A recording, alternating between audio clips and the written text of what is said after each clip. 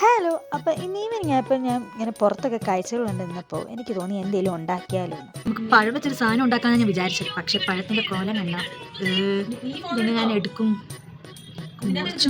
ഇത് നമ്മളിനി എന്തോ ചെയ്യും? ഒന്ന് പൊളിച്ചു നോക്കാം. നല്ല പഴുത്തിട്ടുണ്ട്. അകത്ത് കുഴപ്പമൊന്നുമില്ല, പുറമേ മാത്രമേ പ്രശ്നമുള്ളൂ.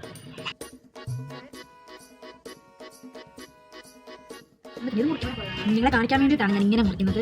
ഇങ്ങനെ മുറിക്കാൻ തോന്നുന്നു, വേറെ ഫെസിലിറ്റീസ് നമുക്കില്ല.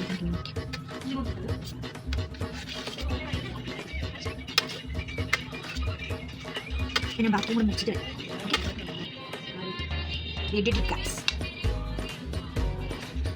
ഓക്കെ. ഇനി നമുക്കിത് ഇതിൽ കുറച്ച് നെയ്യ് ഇരിപ്പുണ്ട്, അതിൽ നമുക്ക് വറുത്തെടുക്കാം. ഓക്കെ. അപ്പോൾ ഈ കെറ്റിലാണ് നമ്മൾ ഉണ്ടാക്കാൻ പോകുന്നത്.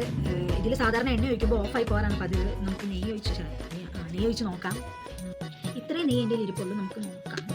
അങ്ങനെ തന്നെ നമ്മുടെ കെറ്റിൽ നെയ്യൊക്കെ ഒഴിച്ചു. ഇനി നമുക്ക് കുറച്ച് പഴം വെച്ച് ഇട്ട് കൊടുക്കാം.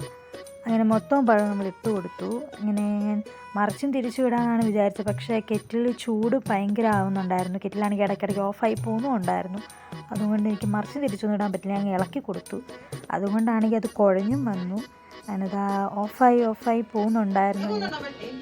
വീണ്ടും ഓഫായി. ഞാനാണ് എല്ലാവരും എൻ്റെ വീഡിയോയിലോട്ട് വരാൻ വേണ്ടി ക്ഷണിക്കുകയാണ്. അങ്ങനെ ആഷിനെ വിളിച്ചു, സെനീനെ വിളിച്ചു, ആർച്ചനെ വിളിച്ചു, ഏനെ വിളിച്ചു, എല്ലാവരെയും വിളിച്ചു. അങ്ങനെ അതാ എല്ലാവരും വന്നു. നമ്മുടെ പഴമാവാൻ വേണ്ടി കുറച്ച് സമയം എടുക്കും.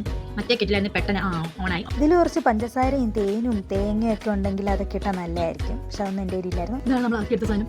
കെറ്റിൽ ഇട്ട പോലെ തന്നെ ഉണ്ടല്ലേ.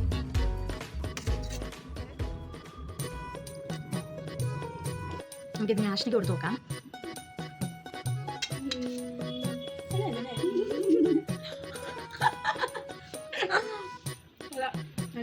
മുരിഞ്ഞില്ലല്ലോ. ഒന്നും മുരിയുണ്ടായിരുന്നു. കെറ്റിൽ കാണാം. പഴുത്തായോണ്ടാ. കെറ്റിൽ വറക്കില്ല, അതുകൊണ്ടാണ്.